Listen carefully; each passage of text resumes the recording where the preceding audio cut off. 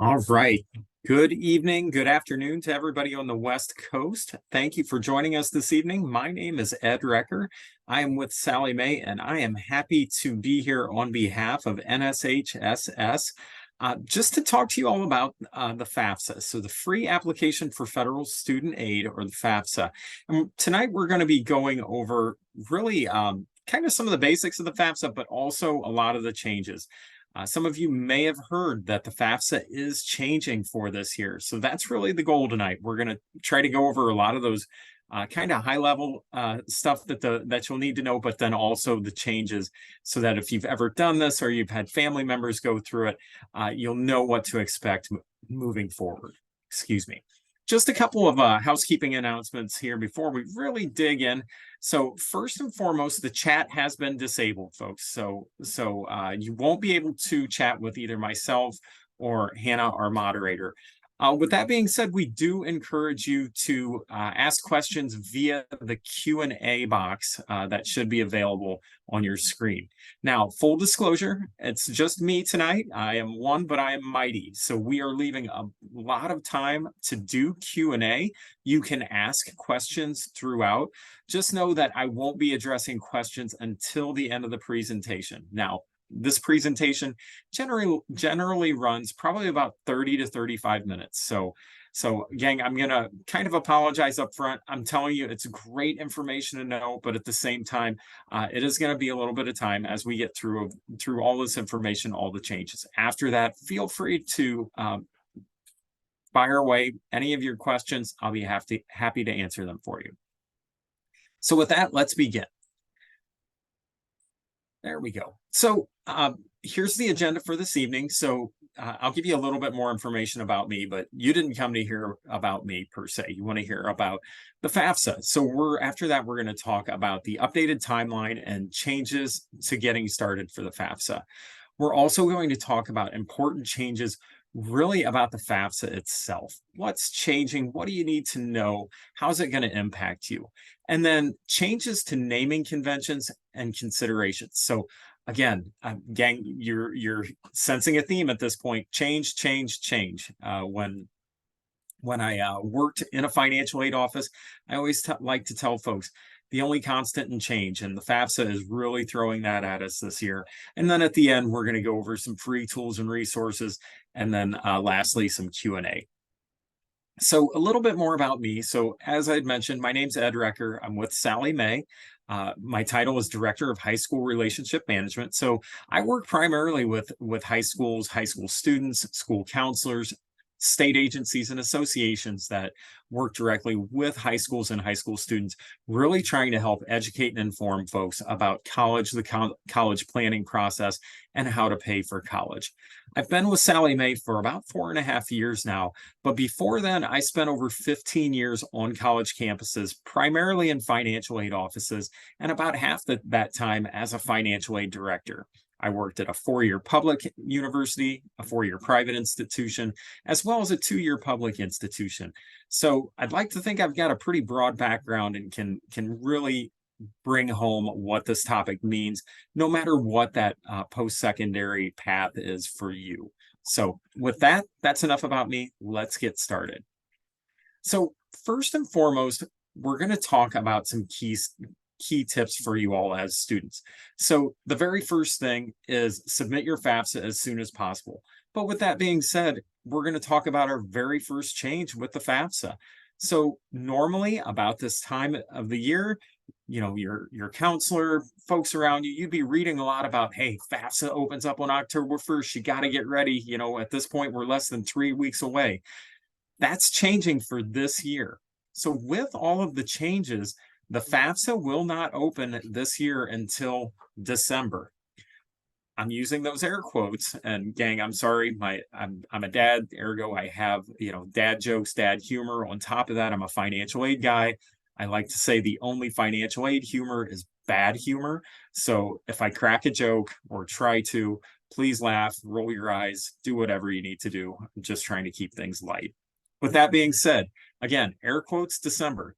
The reason I throw those air quotes out there is because the U.S. Department of Education has not announced an actual date as of yet. They're still working through making sure everything's working, that it's fine-tuned, that colleges and universities need what they need, that the experience is going to be a good one for students and families.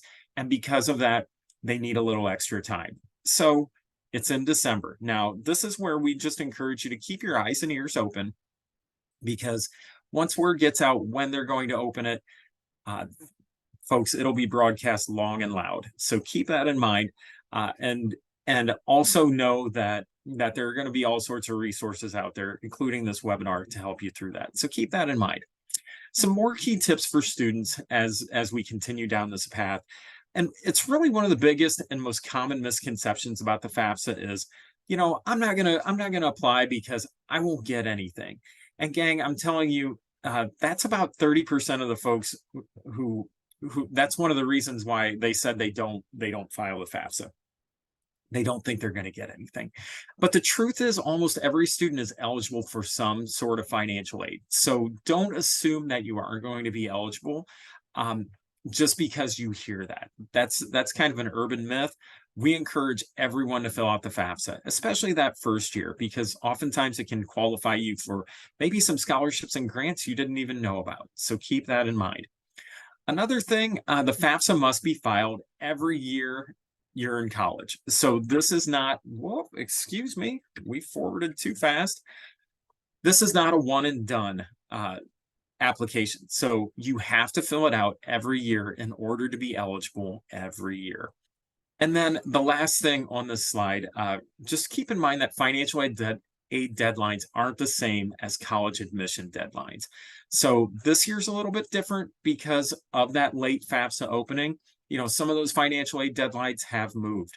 So depending on the college or university that you're looking at, depending on the state you live in, you're going to want to check those out. But realistically, if you really subscribe to that very first maxim and that very first bullet, submit your FAFSA as soon as possible, you really shouldn't have to worry about any of those deadlines. You'll hit them.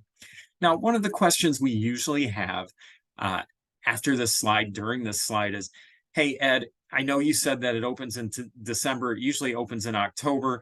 Does that mean it's going to open in December every year? And that answer is no. The U.S. Department of Education has been very, very adamant about that. This is a one-year delay. In future years, it will again open on October 1st. So keep that in mind moving forward. This year, December, we'll keep you posted on the actual date. Next year, October 1st. All right. So getting started. All right, we've talked a little bit about the FAFSA, why it's important, when I need to do it. What do I need to do to get started? So there are a couple of different things here. And although these two things aren't new per se, they are a little bit different. They are a little bit nuanced. So we're going to go over them. And the first one is an FSA ID, and that stands for Federal Student Aid. So one thing about financial aid, folks, we love our acronyms. The U.S. Department of Education, this is theirs, FSA, Federal Student Aid ID. And students and parents need this. Now, again, this in and of itself isn't a change. This is something that through the years, both students and parents have needed an FSA ID. This acts as an electronic signature for federal student aid documents. It also acts as a means to log into your federal student aid dashboard and account, which is on studentaid.gov. That's going to be your go-to for all things FAFSA related. And that's where you're going to apply for your FSA ID. Things you're going to need: your full name, social security number, and date of birth. That's all you're going to need to request your FSA ID. The big change with this, and this is that box in yellow, is an FSA ID must now be obtained before starting the FAFSA. In the past, you could start the FAFSA and request your FSA ID concurrently. You could do it at the same time. That is no longer the case. And we're going to talk a little bit more about why that is in just a couple of slides. But just know this year, you've got to get your FSA ID before you complete your FAFSA, before you can even start your FAFSA. Now, the question we usually get with this is, okay, Ed, you told us that the FAFSA doesn't open until December this year. Does that mean I have to wait to get my FSA ID? And the answer to that is no. You can get your FSA ID right now. Well, don't do it right now. Listen to the rest of the presentation, but you can do it later tonight, tomorrow. You get the point. You can do it at any time before you apply for the FAFSA, and that's done again at studentaid.gov. Now, the other piece of this, and again, not necessarily a new thing, but a little bit nuanced in the changes, is they've added a layer of security to it called multi-factor authentication.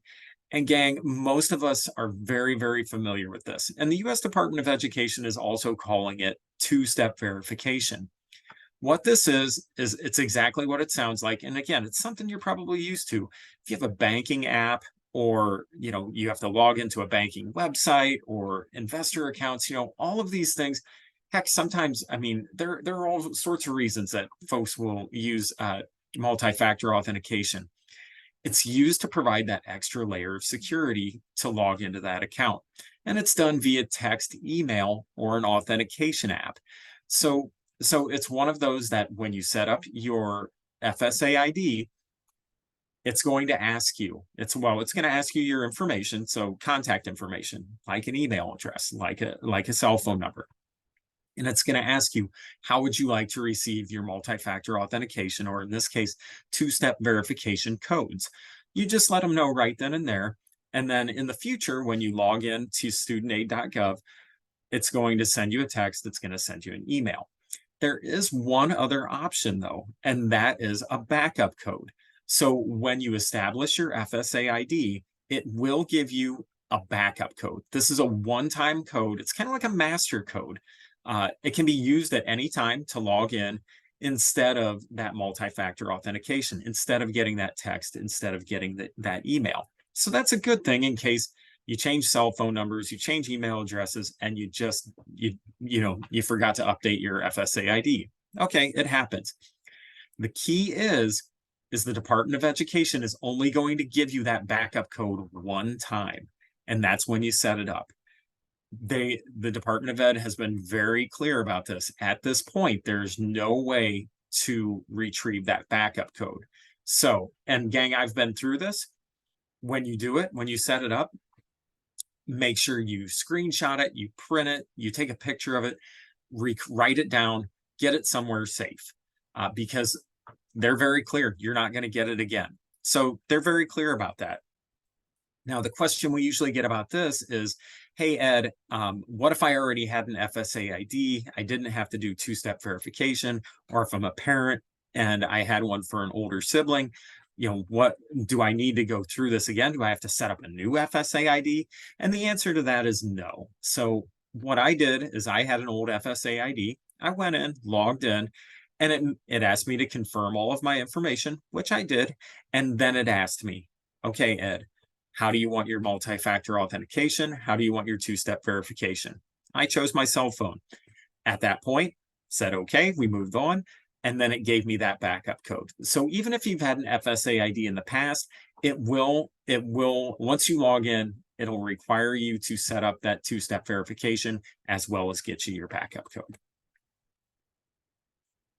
All right. So we've covered FSA ID. What else do we need on this? What are the other things that you need? And we've got the list there. So a lot of this is, pretty standard stuff, especially if you've been through it. So you need a social security number or an alien registration number if you're an eligible non-citizen. You need records of money earned if you're a non-tax filer, current bank statements so that you can report that as liquid assets, records of any untaxed income if you have any of that, your email address and mobile phone number. So again, that's stuff that you've already put in there for your FSA ID, your driver's license number if you have a driver's license, and then the list of colleges to receive your FAFSA information. So this is a little bit of a change. It's been bumped up to 20 schools. So if you're an old timer like me, probably about a decade ago, it used to be 20 schools, and then they backed it down to 10. Now we're back up to 20. So that way, you've got you can list up to 20 schools. You don't have to go in and kind of play around with it, so that if you have more than 10 schools, they all get it. So now the thing you've probably read on the change box, but the question we usually get is, Ed, I'm not seeing any tax information. Usually it says things about my tax returns and my W-2s. Why isn't that there anymore? Well, one of the things with FAFSA simplification, and we didn't really talk about this because it's really just the legal side of this. It's how it came into law. There are two pieces of legislation that really formed simplification of the FAFSA, all the changes this year. And it's the FAFSA Simplification Act as well as the Future Act. Well, the FAFSA Simplification Act, pretty straightforward. It legislated a lot of the changes, made sure that it was simpler, it was shorter, things of that nature to make sure that it's an easier experience for the student. But with the Future Act, there was one piece of key piece in that really impacted the FAFSA itself. And what that was called was the Future Act Direct Data Exchange, or FADDX. What this did is with you, the user, so student and or parent, with your authorization, actually with your consent. They're very clear about that. This is, you are providing consent. With that consent, you are allowing the U.S. Department of Education to actually retrieve your financial information, so your tax information, directly from the IRS. All it is a checkbox now. This is something that all it says is, I provide consent, you check that, and all of a sudden, bang, it transfers all of that tax information for you, the student or the parent, over to the FAFSA. This eliminates probably 90 to 95% of the financial questions that used to be asked because it's now automatic. This also replaces the IRS data retrieval tool, which was the old way of doing this. It was a little bit cumbersome, a little bit clunky. It didn't always work. This is a checkbox, it's automatic, and it happens instantaneously. So it really is a big improvement. And gang, this is one of the reasons why the FAFSA used to, on average, be over 100 questions.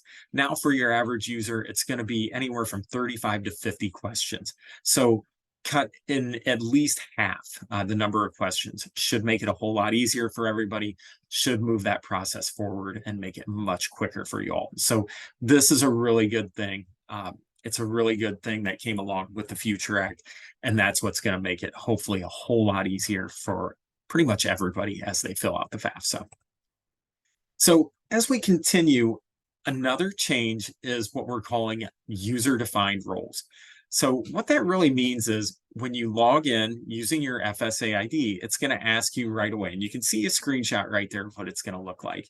It's going to ask you who you are. Am I the student or am I the parent?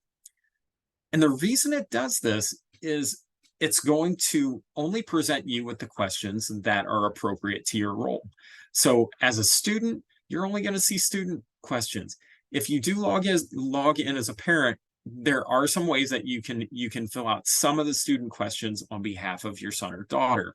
But with that being said, the student's still going to have to log in.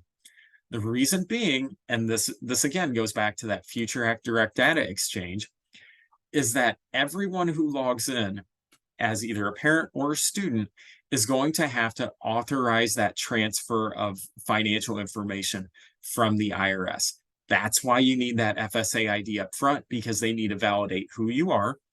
And that's why everybody needs to log in separately, because they have to provide authorization in order to bring that information over. Now, a question we usually get at this point is, well, okay, Ed, but what if I didn't file taxes? So you still have to provide consent, because even if you didn't file taxes, they're going to run your information up against the IRS, and it's going to show you as an eligible non-filer. So at that point, it'll just say, yep, Joe didn't have to file, Sue didn't have to file, you're good to go. So no problems there. The only challenges we're going to run into is if you were eligible to file and you didn't, now that's a different story for, quite frankly, another time. But that's why they really pivoted to user. One of the reasons why they pivoted to user-defined roles. That's one of the reasons why it's important that everybody has an FSA ID, so that you can log in, provide consent, eliminate a lot of those financial questions, and then continue to move forward. Now, another question we usually get is, well, what if I don't provide consent? Well, this is where the U.S. Department of Education has been really clear. If you don't provide consent, there really isn't a way to move forward. You can key in your information manually, but your FAFSA will not process. So they are really, really, really adamant you need to provide consent unless there are some really extenuating circumstances. So make sure you provide consent. Trust me, they know your information if you file taxes, so it's no big deal. All right. So next thing we have is dependency determination. And this is where folks often have questions as well. So what makes me a dependent student or an independent student? And you can see we've got the list up there. And gang, keep in mind, these are the US Department of Education's criteria as to why you, the student, would be considered a dependent student. And what that really means is that you're going to have to provide parental information. So mom and or dad are going to have to provide their information. So if you meet these criteria, or actually more to the point, let me rephrase that. If you meet any of these criteria on the left, you're considered an independent student. And that means you don't need mom or dad's information. So student, are you married? Are you pursuing a graduate or professional degree? And gang, what that really means is you are in that program right now. So I know there are programs out there, there are pharmacy programs, physical therapy programs that are called direct admit programs, where you're in the program right away, but you're still taking undergraduate classes. Technically, at that point, you're not pursuing graduate or professional degree. You're still in the undergraduate portion of it. So keep that in mind as well. Trust me, the financial aid office will thank you if you're going into one of those programs, and make sure that you check you're an undergrad. Birth date, if you're 24 years or older at the time of filing. If you have dependents who receive their support from you. If you're an active duty military or veteran, and again, that has to be active duty. So if you're in the guards and you're not called up, that doesn't count. If you're an orphan, if you're in foster care or ward of the court, that would consider you an independent student. If you're an emancipated minor, and gang, I would also encourage you to check your state, because not all states have emancipated minor laws. So I live in Ohio. Ohio has no emancipated minor law. Whenever I worked in financial aid, if I saw that and I saw that the student was from Ohio, we had to pick up the phone and have a conversation and see what was going on. Also, if you're in a legal guardianship, or if you're homeless or at risk of homelessness, if you hit any of those, you're considered an independent student. If you don't meet any of those criteria, you are considered a dependent student. Now, there are potentially other circumstances that could get you to be independent. And we're going to talk a little bit more about that in just a bit. Oh boy. Dang, I'm slide challenged. My apologies. So the next slide, we're going to just talk about who's considered a parent. So really, a lot of these are self-explanatory. So biological or adoptive parent, of course. If this includes both parents, if the parents are married, or even if they're not married, but they live together. So keep that in mind. If they're cohabitating, both of their information needs to be on the FAFSA. Also keep in mind that married parents include same-sex couples. So regardless of what the state law is, if they live together, then they can be considered and are considered married for the sake of the FAFSA. If they're separated but living together, then they need to select married. And in the case of divorce or separation, this is a bit of a change. The student is to provide information only about the parent the student lived with more in the last 12 months, and the step parent if that parent is remarried. And actually, I'm gonna tweak that just a little bit. It actually should be the parent who provides more of the financial support for the student in the past 12 months. So 9 times out of 10, probably more than that. That's going to be the student in which the parent in which the student lived with more than half of the time.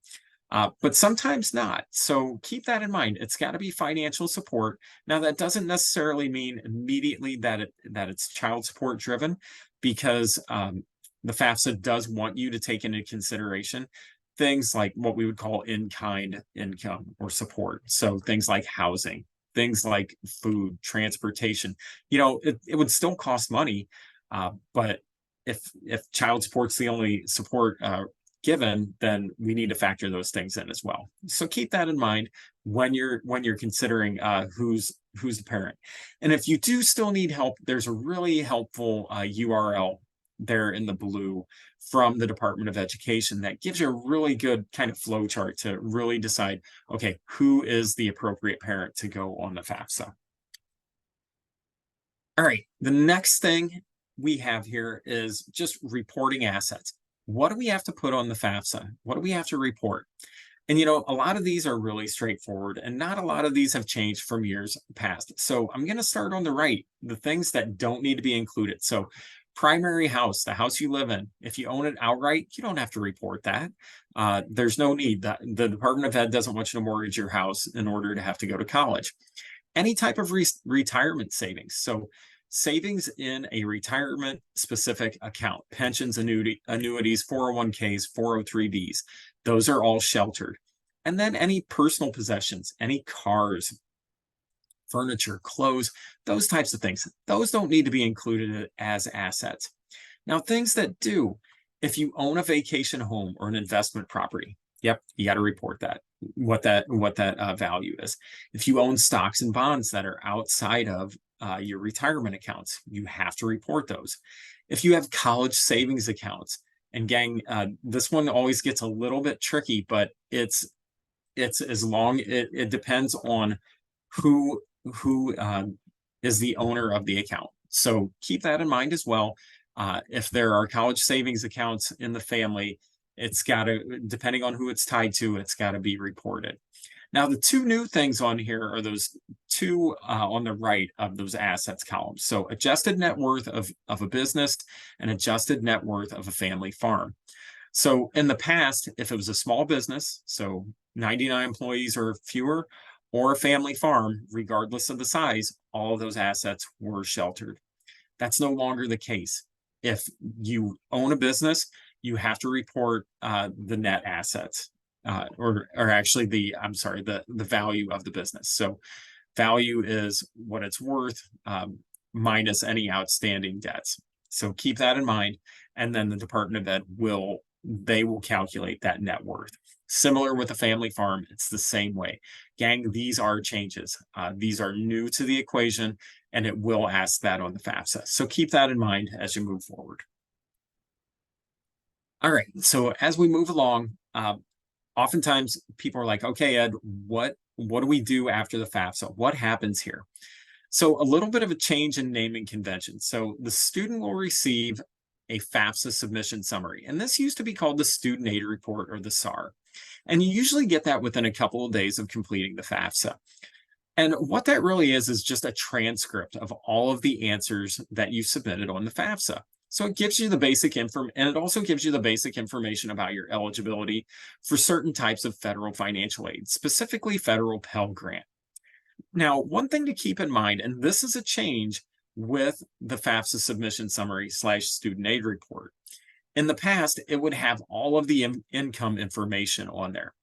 But because all of that information is being transferred behind the scenes from the IRS, that financial information is no longer on the student aid report. The FAFSA submission summary. It's no longer on there. So sometimes we would have parents who would be reluctant to help the student with the FAFSA, to put their information on there because they didn't want the student seeing their financial information.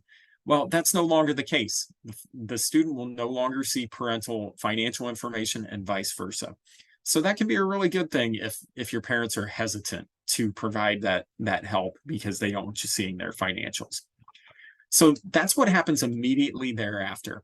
And gang, I also want to tell you that once you receive that email and that FAFSA submission summary, that doesn't mean you're done. That just means that the FAFSA has been processed with the Department of Ed.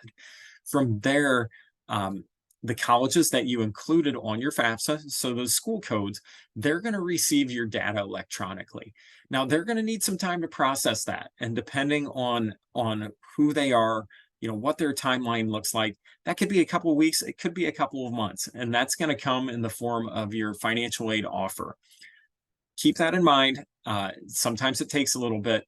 And if you're ever wondering, like, it's been a while, I wonder where it's at, don't hesitate to reach out to either that admissions office or that financial aid office, and they should be able to give you a pretty good timeline there. So Colleges may also request additional documentation or information, such as tax data, through a process called verification. Now, you might be thinking, Ed, you just told us everything was coming over from the IRS. What more could they want? And this is one of those that honestly, it's a little bit of to be determined yet. So the Department of Ed really hasn't disclosed a lot as to, they never have disclosed a lot about how they select students for verification. This year, there's still a little bit of uncertainty because of all that financial information already coming over directly from the IRS. So we'll see how this plays out. Just know that it can still happen. And if it does, just get in contact with the financial aid office. They'll walk you right through it and tell you exactly what you need to submit.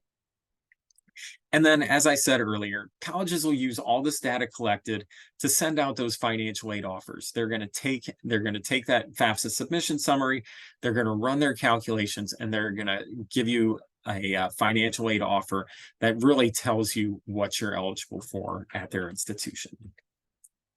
So we're getting towards the end here, gang, but I want to cover some of the bigger naming convention changes and formula considerations that are coming. And I know you're probably thinking there's more, and yeah, there is.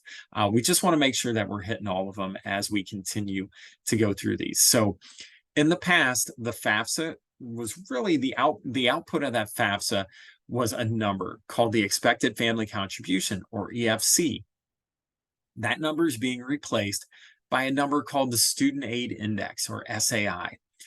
This change is really meant to better reflect the output of the FAFSA formula, because in the past, people would hear expected family contribution and they'd think, is this what I owe? Is this how much I'm expected to pay? Is this my bill amount? I don't know. So really all the then EFC, now SAI, is meant to be is it's an index number that is meant to help schools and the U.S. Department of Education determine what types of financial aid you're eligible for and how much. That's all it is. So hopefully with the change in the name, it'll better reflect that, and then it'll hopefully reduce some of that confusion. Another piece with SAI, so Student Aid Index, is that it can now be reflected as a negative number as low as negative 1,500. So a lot of times people are like, wait, what the heck's that mean? It used to only go down to 0, or I thought we could only go down to 0. And what it's really meant to mean is that if students get a negative SAI, it's just meant to help colleges and universities identify that, hey, this student might need a little extra help financially. Let's see what we can do for them. It doesn't mean that they're necessarily going to get any additional money, whether it be from the Department of Ed or from the state or colleges and universities. It's just meant to help the colleges and universities identify those students who might need a little extra financial help. Students can now qualify for federal Pell Grant multiple ways. This really isn't a change in the fact that in the past, federal Pell Grant, students could get that in multiple ways, similar to now. It's just how they're going about doing it. So I'm not going to go through the details. I think we're getting into the weeds a little bit too much if we go down that far, but just know that there are more than one way. There's more than one way that students can qualify for a federal Pell Grant. Family size is no longer referred to as household size, and this will be based on the number of people claimed as exemptions on the tax forms filed. So this is, again, kind of what's old is new again. So many years ago, this used to be the case, and then they changed it to, well, it's more family size. It's not the number of exemptions. It's not the number of people in the household. So family size is really meant to represent that. And along those lines, that number is automatically pulled over from the IRS, but the Department of Ed also understands that, especially in split families, or if students are claiming themselves on their taxes, hey, this isn't necessarily going to be accurate. So this is a field, this is a question that you can actually key in. Even though it's going to come over from the IRS, you, the student, can key it in when you fill out the FAFSA to make sure that it's accurate. Parental information on the FAFSA is now from the parent, which provides the greater portion of the student's financial support. So we touched on this earlier when we talked about what parent goes on the FAFSA. So it really is the parent who provides more of the financial support throughout the year. And again, keep in mind, this can and should include things like well, even though I'm not, they don't technically pay for my housing, like they don't write a check for it, I'm living under their roof, or they're taking care of my meals, or they're driving me to and from school and all my extracurriculars. So those need to be considered as well. And then the last one, and gang, this one, it's kind of burying the lead, and it's probably the one, especially for folks who have siblings, this is the one that folks hate the most, is the number in college has been removed from the federal formula.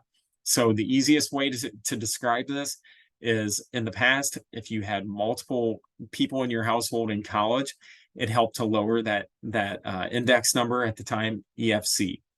Now, moving forward, it doesn't matter how many folks in the household are in college, um, that SAI number is going to be the same. So unfortunately, that's one of those changes that folks really don't like. A lot of folks don't like, I should say. I would just encourage folks, if you feel strongly about that, please don't take it out on the financial aid office. Actually, don't even take it out on the U.S. Department of Education. That's where I just encourage you to have a conversation with your congressperson, as that came over in the FAFSA Simplification Act. All right, other changes of interest. So there is a slightly different pathway for students without parental information. So again, like sometimes mom and or dad just don't want to cooperate on this, and they're just like, yeah, we really, we're not gonna provide that information. Now a student can complete the FAFSA and have it sent to the financial aid office, and it will generate an index number. The financial aid office will follow up with you as the student, just to get a better feel for what's going on in the household, to see, are you truly an independent student or a dependent student? So keep that in mind. A little bit of an easier pathway for students in that situation. Selective service and drug conviction questions have been removed from the FAFSA. So these were mandated in the FAFSA Simplification Act. So those questions are no longer on there. Another question that's not on there, that I think is a little bit sneaky, sneaky important, is that the housing question has been removed from the FAFSA. So in the past, students were asked, are you going to live on campus, off campus, with mom or dad? That question's now gone. So I always encourage folks that, hey, if they don't ask you on the admissions application, you may want to just follow up with the admissions office and or financial aid office, maybe both, and just make sure that they know, hey, I'm planning on living on campus, off campus, with mom and dad, because any one of those choices actually can have an impact on the types of aid and how much aid that you're eligible for. So keep that in mind and make sure that, hey, the school is aware of that before you get that financial aid offer. And then lastly on this, several income questions, and they're listed there, they've been removed. And again, it's really meant to help simplify the FAFSA, make it quicker, and make it an easier process for you all. All right, so as we continue on here, special circumstances are some things that you may want, that may be considered in your situation. So long story short, the FAFSA is really dealing with financial information that at the time of filing, it may be 2 years old. So things may have changed quite a bit from the time that you filed your taxes to the time you file your FAFSA. So we always encourage folks to contact the financial aid office if any of these situations come into play. So significant loss or reduction in parent or student income or assets. If someone unfortunately passes away, if there's a natural disaster that affects income or assets, if there are unexpected and really high cost medical or dental costs that aren't covered by insurance. And then, lastly, and again, these are all just examples, and there may be some outside of this box, but financial responsibility for an elderly grandparent, or it could really be anyone. If any of these apply, you may want to contact the financial aid office, as you may be eligible for special circumstances. Now, what that really means is the financial aid office can take a look at the financials submitted and what's really in play. And they might be able to say, well, yeah, we can factor these things in. It's going to depend on how it all shakes out, but it could result in additional aid for you. So again, if any of these come into play, it may be worth that conversation and the little extra work with that special circumstances application. So as we wrap up here tonight, I hope, first and foremost, I hope that this was helpful, but there are some things that I really want you to consider as you're moving forward through this process. So first, remember the important dates that you need to be aware of, such as your school and state filing deadlines. So again, with the FAFSA being bumped back, some of those deadlines have been moved. So we can't necessarily rely on legacy information. So keep that in mind and just check as you're going through the process. Also, remember, you'll need your FSA ID before you start the FAFSA. So you can do that yet tonight, gang. If you don't have it, do it ahead of time. We always recommend at least 3 to 5 business days before you anticipate completing the FAFSA. Get that FSA ID. One thing that we didn't necessarily touch on is that both parents may need an FSA ID. So this is a change, and I don't want people to be like, "Whoa, wait a minute." So does that mean if we're a split family that, both mom and dad, even if they're not in the same house, they need an FSA ID? No, that's not what this means. What this really means is if you've got mom and dad, or I should say 2 parents in the same household, and they file separate tax returns, they're both going to need an FSA ID so that they can go in, sign in, provide consent to have that financial information pulled over. So keep that in mind, that if that's the case, if both parents in the household filed their taxes separately, they're both going to need an FSA ID, they're both going to need to log in, and they're both going to need to provide consent. So, and again, we talked about this, but depending on your family situation, you'll need to know small business and family farm net worth. So keep that in mind as you approach that filing deadline or that filing open date. You're going to need that information. I know I'm smiling because I think I've said this, I don't know, at least a dozen times. Don't forget to check the box to authorize the FAFSA to access your tax information from the IRS. And what they're calling is providing consent. Gang, I'll be real honest with you. It's going to be hard to miss, but if you do miss it, you're going to be ineligible for federal aid. So make sure that you check I consent and then move on, and it'll be easy peasy. Also, remember about multi-factor authentication. You'll need that to log into the FAFSA. And also be sure to have access to that phone, email, token, or backup code when you're logging in. If you don't have any of those, you're not going to be able to log in. And then lastly, just make sure your admissions and financial aid offices know your housing intentions. So we talked about this a little bit. Just make sure they know, because it can have an impact on the types of and how much aid you'll be eligible. So gang, that's all I have in terms of FAFSA related information. So on behalf of National Society of High School Scholars, we want to thank you tonight. We do want to point out a really great scholarship resource that's out there. So this is on the NSHSS website. We've got the link down there as well. So please, we always encourage folks, free money first. Always go after that free money, and part of it is looking for scholarships. So we encourage you to use this scholarship search engine to help look for more free money, so that you can get as much of your college paid for by somebody else as you can. I mean, that's the dream, right? I wish I would have spent more time searching for scholarships. It would have helped me immensely. So I'm hoping to pass that on to you right now, and do it early, do it often. So, all right, gang. And that is it for the formal part of the presentation. And oh my goodness, I see a significant amount of questions here. Let's see. Let's just work, gang. We've got it's 1/4 till the hour, thereabouts. I'm going to knock out as many of these as I can. So I'm just going to rapid fire go through them, and we're going to go from there. So let's start at the top. So I'm a single mother. Does my daughter's father have to add his financial information to the FAFSA? So the answer to that is unless he lives with you, unless you cohabitate, the answer is no. You do not have to.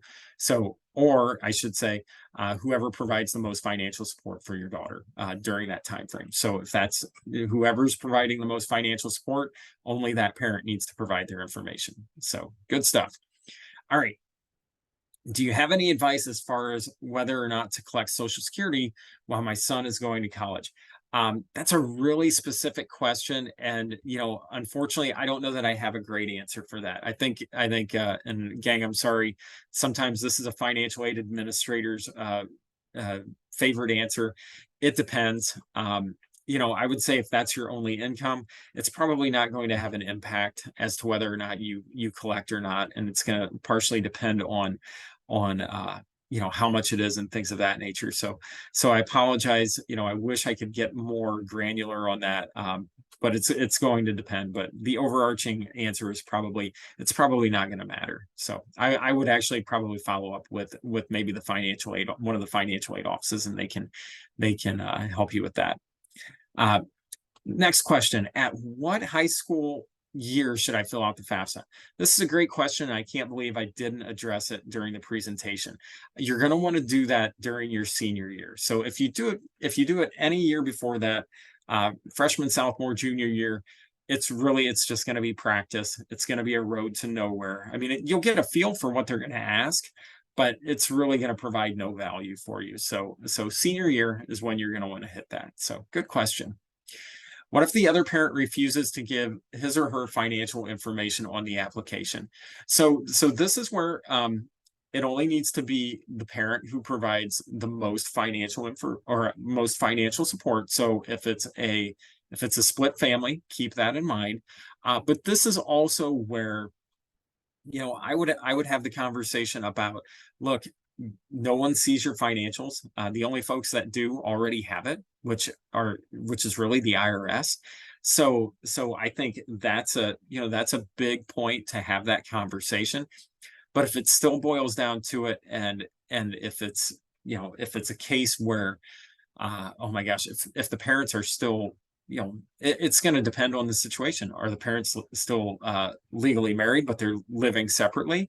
At that case, that might be one of those special circumstances. So I would have the conversation with the financial aid office. But I think we've reviewed a lot of that kind of the overarching information. But if it doesn't fit into any of those boxes, have the conversation with the financial aid office, and they'll be able to provide you with some really specific information on that.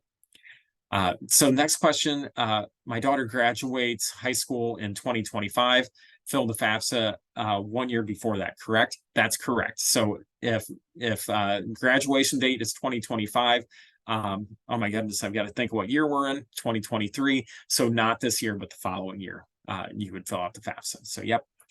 When do we apply for FAFSA? After students accepted to college or October their senior year. So again, this year it opens in December. But gang, I would also say you don't have to wait until you're accepted to a college or university to fill out the FAFSA.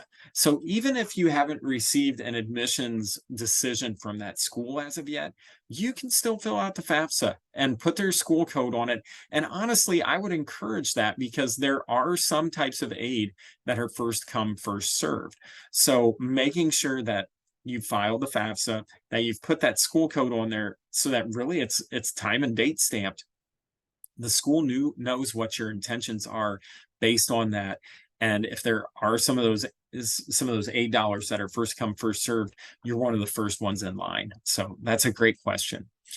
What if a parent already has an FSA ID? Does a new one need to be created? The answer to that is no. If you already have one, you have one. Excuse me. So you're in good shape. You will just have to go in there and log in. It'll ask you to confirm your contact information. At that point, you'll have to set up that two-step verification, that multi-factor authentication. But then you're good to go. You'll be good to go there. Similar question: if I had an FSA ID in 2021 and haven't used it, do I need to create a new one? So the answer is no. You just go in there, reestablish it, and you'll be good to go there. So whose social security number is needed, the parent or the child? So in creating a FSA ID, you're going to need both, because each person, parent and the student, are both going to need an FSA ID to be able to provide authorization, provide consent to get that financial information, and then ultimately to sign the FAFSA. So in that case, it's going to be both parent and student. You'll need both of their social security numbers. So similarly, so is the FSA ID for the student or the parent. And again, answer is both. They're both going to need one. Next question is, do I have to get two different IDs since I have twins? So each one of the twins is going to need one. You as the parent are only going to need one for yourself. You will use it for each one of the twins when you go in to help with the FAFSA for each of them. So just think of it as essentially like your own personal, whoever you are, that person's, that's like their electronic thumbprint. That is their electronic signature. So everyone needs their own unique one, but you only need one per person. So yeah, good stuff. Is it required for both students, both parents and student, or only the student? I'm assuming that this is about the FSA ID. And again, everybody's going to need their own one. So if parents are in the same household and they filed taxes separately, both parents are going to need an FSA ID. Student will also need their own.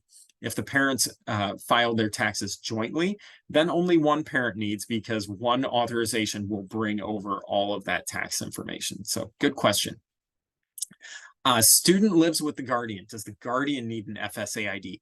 So this is a great question. Guardian is really one of those criteria for independent status. So if the student is in a legal guardianship, so someone that has been assigned as a guardian by the courts, then at that point the student can be and should be declared as an independent student, and the guardian will not need an FSA ID. It'll just be the student.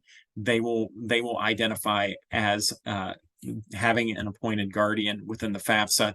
That makes them independent. It's only their information. So great question there. Do we need to obtain a new FSA ID every year, or do we use the same one the entire time the students in college? They only need it once. So that one ID will stick with them basically their whole life. So similar to like a social security number, unless something drastic happens where identity theft or things like that, it's going to stick with them the whole time. So just the one. So similar, if a parent has an FSA ID for an older student, is that the same for the younger child? So the parent FSA ID is going to be the same throughout. The student is going to need their own FSA ID. So again, everybody's got their own. So yeah. All right. When we registered at studentaid.gov, should the account be started with the parent's info or the student info? So it's actually going to be both, because each one's going to need their own account. So you as the parent can establish yours. Student's going to establish theirs separately. So you don't even necessarily have to identify as student or parent when you're filling out the application for FSA ID. You just need to identify yourself as you. That's it. And then when you go into the FAFSA, that's when it's going to ask you, are you the student? Are you the parent? So great question there. My child graduates in 2025. When is the earliest I can request an FSA ID? So realistically, you could request that FSA ID right now. The ID you could do right now. Now, you won't be able to fill out the FAFSA for that student until October 1st of 2024, but you can request the FAFSA right now. All right, so the next one, let's see here. It's pretty detailed. It has to do with SSI. You know what? I'm going to take this one offline just because it looks pretty detailed. But we're going to, Amanda, if you're out there, I'm going to get your contact information, and we're gonna talk offline just to make sure that I'm getting all the details and making sure that we're answering the question as best we can. So, so the next one is, do I get the FSA ID from the NSHSS website? You do not. You will get that information from studentaid.gov. So keep that in mind. Studentaid.gov is where you're going to do all of those things. Do both parents need an FSA ID? The answer is yes, or potentially yes. So if they live in the same household and they filed their taxes separately, then yes, both parents will need an FSA ID. In most other cases, the answer is no, just one FSA ID for one of the parents, because if they filed taxes jointly, they're going to be, that joint tax return is going to get pulled over. Is there one ID for both parents and the student? What name should be given, student or parent? So again, everybody needs their own. So I think that's the easy answer there. Gang, I think at this point, I apologize for folks if you've had FSA, have a different FSA ID question. I'm going to try to, because we've got a lot of questions here, I want to get to as many as I can. I'm going to try to forego any additional FSA ID questions if we can. So next one is 401k and or Roth IRA considered investment. Those are considered retirement investments. So those would be sheltered and you do not have to report those on the FAFSA. So that one, you're good to go there. The student and parent both have to apply separately. It's not clear who is responsible for filing this.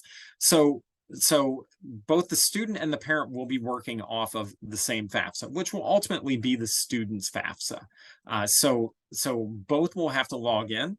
The parent will actually be, the student will invite the parent to complete their portion of the FAFSA.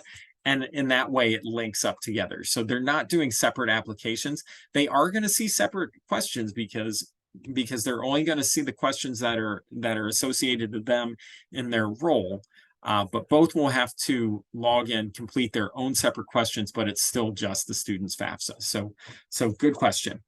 So what year of income taxes do you need to apply? So they're always going to be 2 years removed from the year in which the student enters. So for this upcoming year, we're looking at the student's going to enter in the fall of 2024. So they're going to look at the taxes filing year of 2022. So it should be the ones that are actually should have been filed earlier this year. So good question. Do the parent or student need to create an account, or just the parent? Again, both student and parent need an FSA ID, so they're both going to need to create their own account. Can both parents have different logins? So the answer to that is yes, they are going to need different logins because, again, 2 separate accounts. Student and parent will need to, again, complete the FAFSA. So the question is, so both student and parent need to complete the FAFSA. They will both need to complete their portion of the FAFSA. So yes. All right, just scrolling down here. What if a student has no IRS data and has never filed? So they will still be identified by the IRS as a non-filer. So keep in mind that the IRS doesn't just get tax information from the folks who file their taxes. If someone's employed, their employer is going to be reporting that information as well. So they're going to take the student's information, they're going to run it up against the IRS database, and they're going to say, oh, the student's never filed, so we consider them an eligible non-filer. So they still have to provide consent, and there's a lot of value in that because it'll identify them as they didn't have to file. So even if they didn't file, they still have to provide consent. The IRS will verify that, yes, they're good to go. No problems there. Is it better overall if the parent and child fill out the FAFSA together under the student's role? So you're both going to need to be there, and you're both going to need to fill out your stuff using your own role. That's not to say you can't sit at the kitchen table and do it together. You can absolutely do that. And after the student's done with their section, parent can do their section. You as the parent will have to log in and do your section, but it'd really just be a warm handoff. So it's no longer can the student fill out everything or the parent fill out everything. Both are going to have to give that authorization to bring the information over from the IRS. So both are going to have to log in separately at some point. So, all right. When it says records of money earned, if you're not a tax filer, it's just talking about jobs, right? So really from that perspective, we're talking about really it's supposed to be any money earned, any income earned. So that's, I mean, generally speaking, yes, it's just about jobs. But I guess I'll leave that between you and your accountant. So if you're receiving money via side hustle, technically you're supposed to report that anymore. I think it's just the threshold's only like $200. But again, that's between you, your accountant, if you have an accountant, the IRS and the U.S. Department of Education. But per the IRS, if it's over $200 in income, it's supposed to be reported. So let's see here. My parents don't pay taxes since they live in Mexico, but I'm still a U.S. citizen, attend a high school in the U.S. Can I still be eligible for FAFSA? So yes, and this is one of those few situations where you may be eligible to fill out a paper FAFSA. So they still have to report their income. It would be considered foreign income and foreign income tax information. But obviously, excuse me, to your point, you can't pull that over via the IRS because they're not filing U.S. taxes. But you can still fill out the FAFSA. You'd still go through those dependency questions, but most likely you would have to report their income via whatever that currency exchange is. So, but the short answer is yes, you are still eligible for FAFSA. That's definitely a good thing. If your student will be completing the FAFSA as a financially responsible party, then she should be the person requesting the FSA so that all information aligns, correct? So I think what you're really asking is who needs to be on the FAFSA. In this case, even if they're financially responsible, unless they hit any of those criteria that we outlined, they're still considered a dependent student. So yes, they would absolutely start the FAFSA, but parental information would still need to be used and required to complete the FAFSA. All right, let's see here. Okay, so does each parent need an FSA ID if they file their taxes jointly? So the answer there is no, just need one in that case. I have a junior. Do we wait until he's a senior to apply for the FAFSA?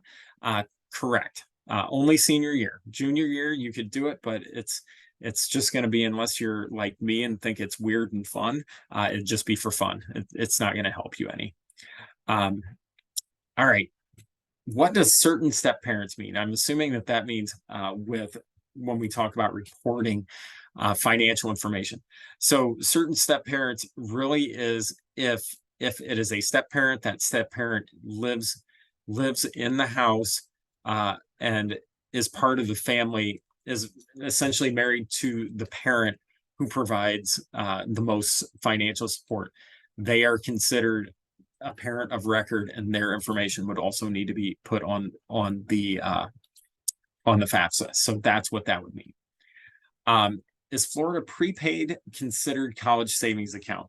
So this is another one that, I'll be honest, I don't live in Florida. I'm not familiar with it. I have colleagues in Florida, though. I am happy to get that information and take that offline and answer that for you, because it does get a little bit different. It's a little bit different from a college savings account. So if a college plan is in a different child's name, do I have to report it? It will probably be transferring it over to her name, but not sure when yet. So this is where, again, it gets tricky. It depends on who the account owner is.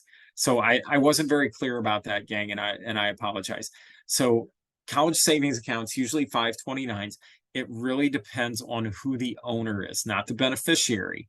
So if the student is the owner, well, let me rephrase. If the parent is the owner, then it doesn't matter who the beneficiary is, then those funds have to be reported on the FAFSA. Now, if the student is the owner, it's going to be tied directly to that student. So if the younger kids are the owners of their 529s, then it's their asset, not the asset of the student or the parent, so they don't have to report it. So for what year do stocks and bonds need reported? Stocks and bonds are reported as of the date of filing. So that's something, again, it looks at present day. What's in that account right now? So that's when stocks and bonds need to be reported. Do healthcare savings accounts need to be reported? No, they do not. Assets did not request checking or savings accounts balances. I'm sorry, yes, they do. That is one of those legacy things that is probably never going to go away. They do still ask, what's the balance of your checking and savings account? So do you report the college savings account for a sibling? Again, it depends on who that account owner is. Are they the owner or are they just the beneficiary? How do you figure out the worth of your business? This one, it really is, it's kind of, I say it's kind of squishy. It's just the value of the assets of the business minus any outstanding debts. That is how the Department of Ed, that is how the FAFSA defines the net worth of your business. So if you have assets that are 100,000, you've got $50,000 in loans out on it, the net worth of your business is $50,000.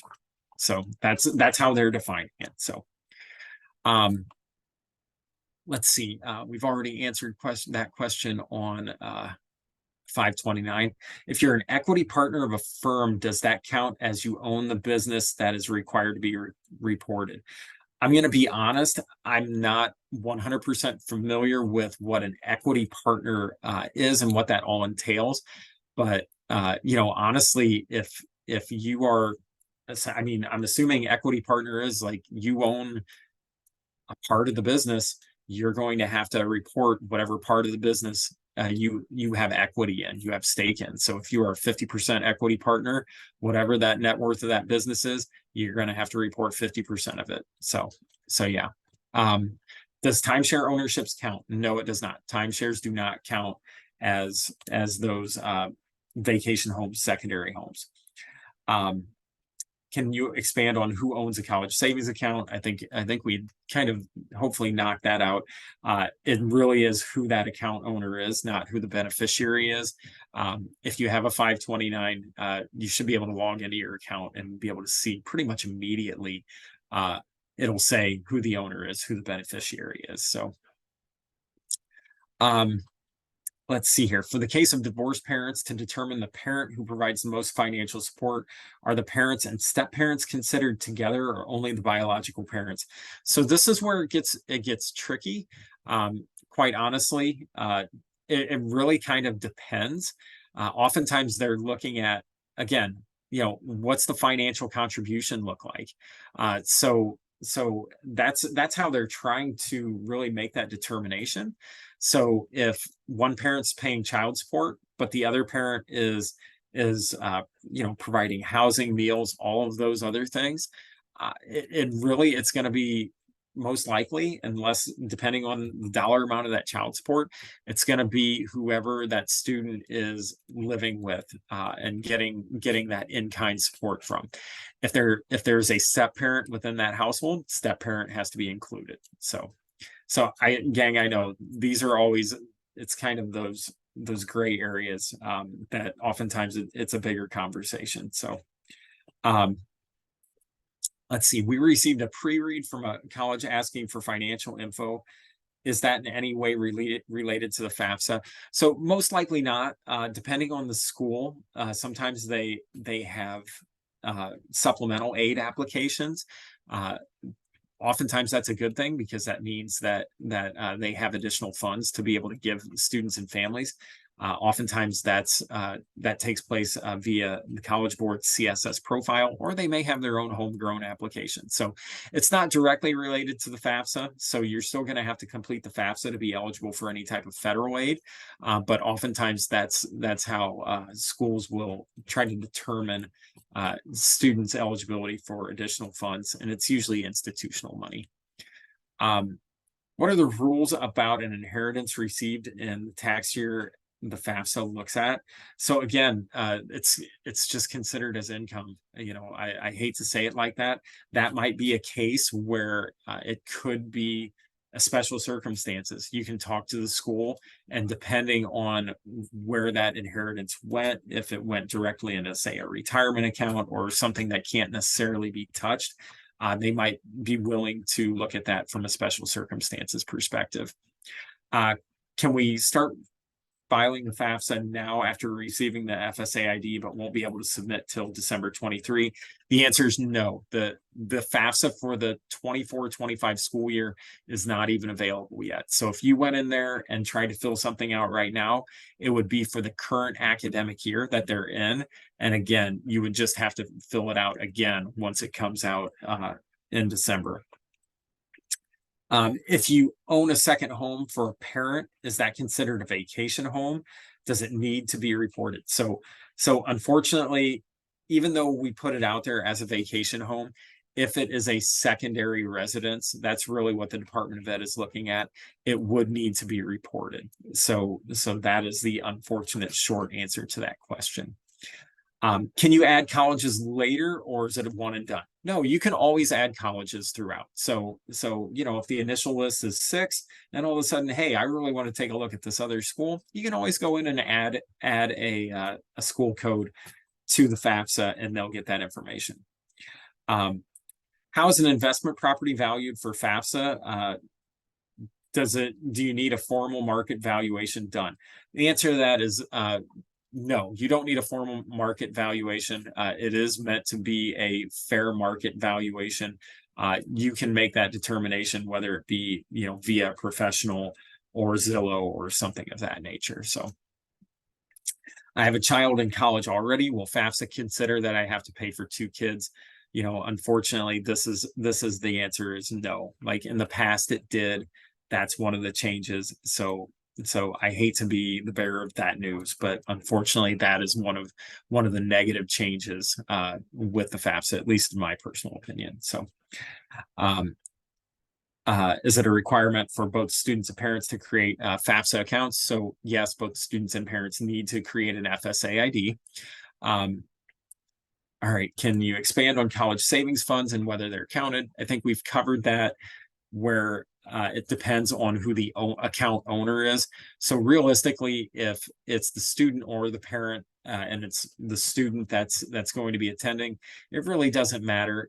Where it really kind of gets a little bit more granular is it for a student who isn't in college yet? And in that case, if that student is the account owner, then that fund would not need to be reported. So do you have to pay back financial aid? Is it more like a loan? So I think this is where we start to kind of make a determination what is considered aid, what isn't. So most people will consider financial aid as free money. So that's grants and scholarships. For the most part, that it really is free money. There are no strings attached. There are very, very few scenarios in which a student would have to repay any of those, but most of the times that has to do with, quite frankly, just not completing their classes. I'm not even talking about like not doing well. I'm talking just they stop going to class. So when we start talking about free money, scholarships and grants, no, they usually don't need to be paid back. Very, very few instances. Loans, different scenario. Yes, loans are going to have to be paid back.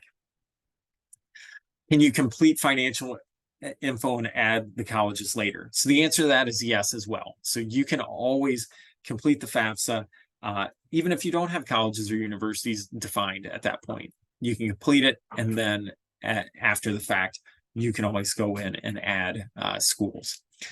Let's see here. If you have a partner in your business and trust beneficiaries, how do you calculate your net worth? Oh my goodness. That's another one I think we're going to want to take offline, because I'll be honest, that's one that we'll have to do some digging on. So I'm going to write down your name, and we are going to have that conversation offline. Okay. Can you put in colleges initially and add others along the way? Yes. Will you address the question of multiple kids in college at the same time? Unfortunately, I feel we already have.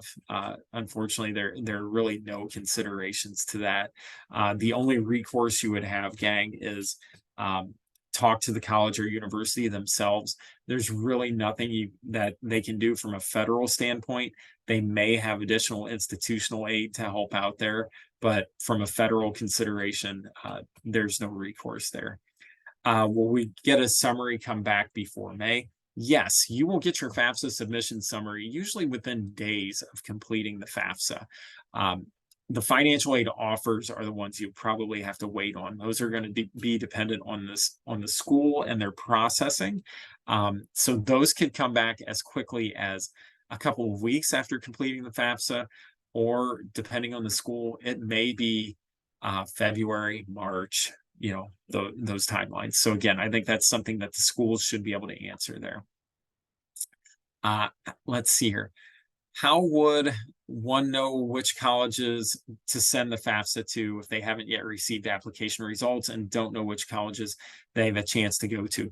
Gang, honestly, I would say if you feel like there's a chance and there's a desire to go there, just add them on. The schools won't really process anything until the student has been admitted.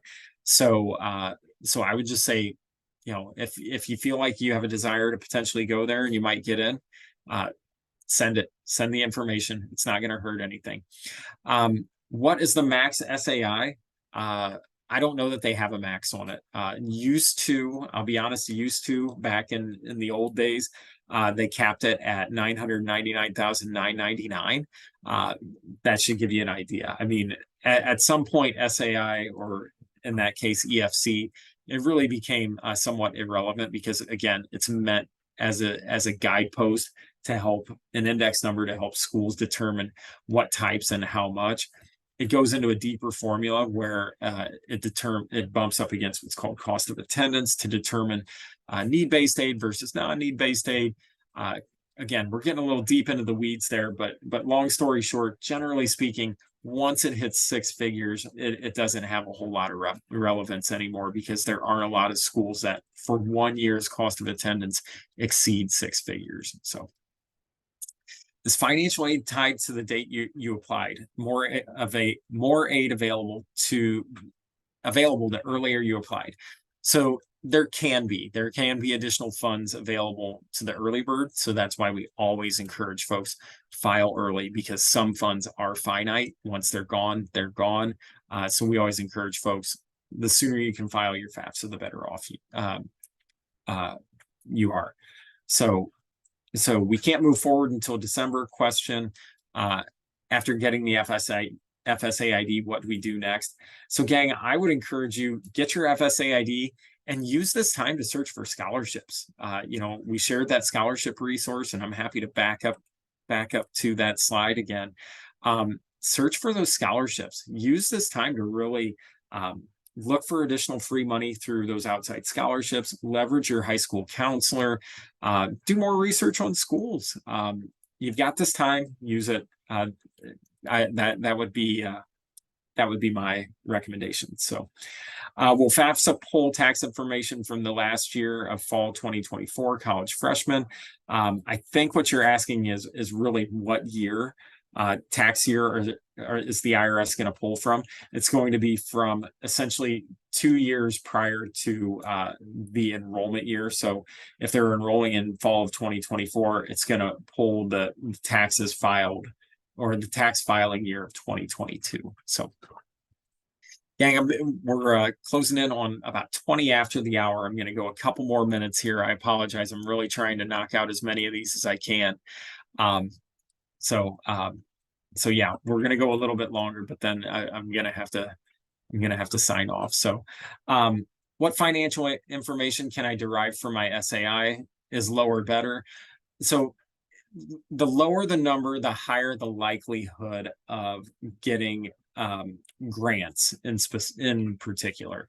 So again, it's really meant to be an index number, but generally speaking, the lower that index number, the higher the likelihood of receiving federal and state grants, maybe even institutional grants.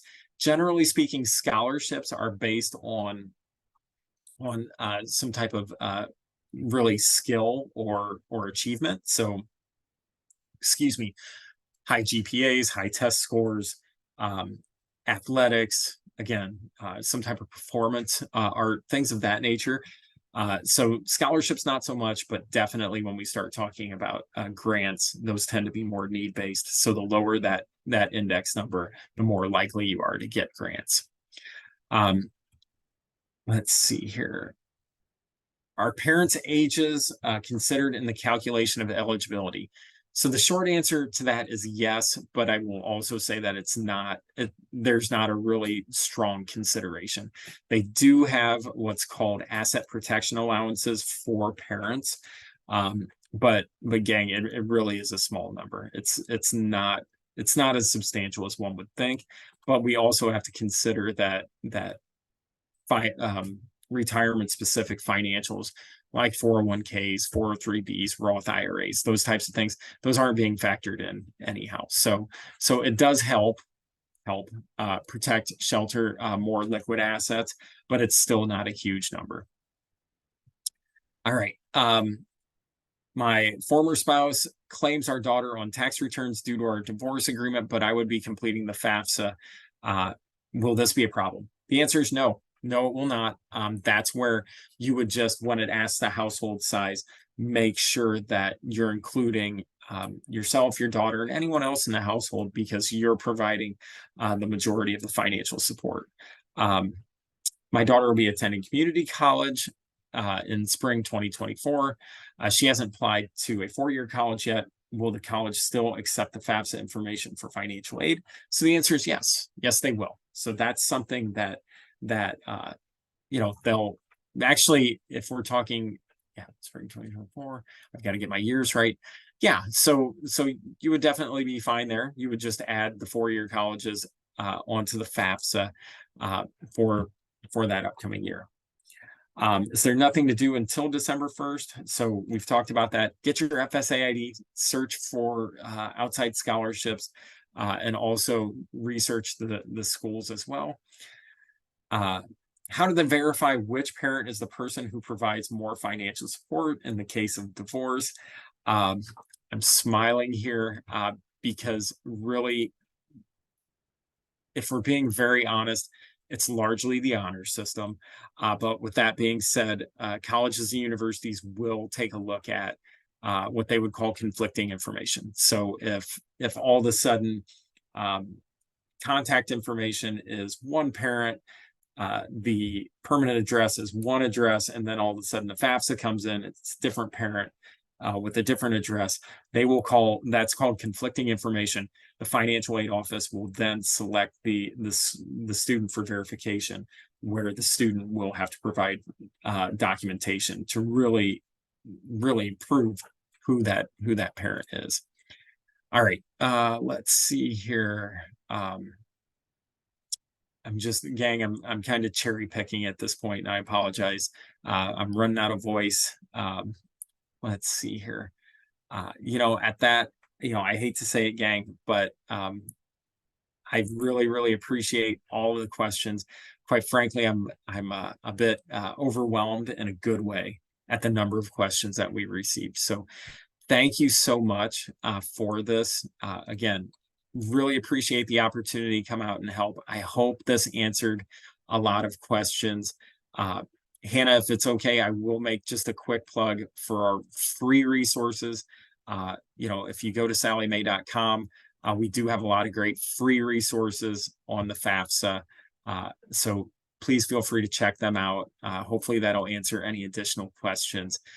But again, I want to thank NSHSS for this fantastic opportunity to serve you all tonight. This has been an absolute honor. Again, I hope this information has been helpful.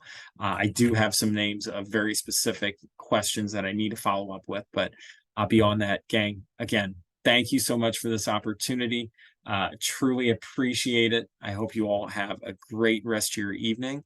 And yeah, do those things like I was saying. Do your FSA ID, look for scholarships, keep looking at schools, and you're going to be in great shape. Thank you so much. And yeah, this concludes our program for the evening. Thank you again. Have a great evening.